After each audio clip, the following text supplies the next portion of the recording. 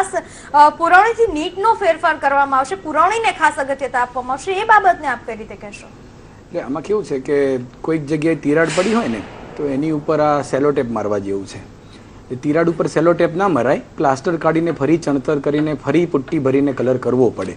એટલે એમાં ખર્ચ થાય, બહુ ખર્ચ થાય, ખર્ચ તો બધે થાય છે, પણ વિદ્યાર્થીઓના હિતને જો ધ્યાનમાં રાખીએ તો આ જે પુરવણી આપી દેવી ને પુરવણી અચાનક તમે પુરવણી આપી દેશો, શિક્ષકો અચાનક પુરવણી વાંચીને બધું સમજી જશે અને જાદુની જડી ફેલાવીને છોકરાઓને પણ શીખવાડી દેશે. એટલે આ બહુ સરસ વિચારસરણી છે. અને મને હું તમને બીજી વાત કહું, આ ગુજસેટ લાવી દેવી એન્જિનિયરિંગ માટે અને JEE માટે મરજિયાત કરી દેવી, આ મુદ્દે મારા એક વિચાર છે કે નીટ ફરજિયાત થઈ તો તમે JEE મરજિયાત કરી, એટલે તમે ડિરેક્શન કઈ પકડી રહ્યા છો?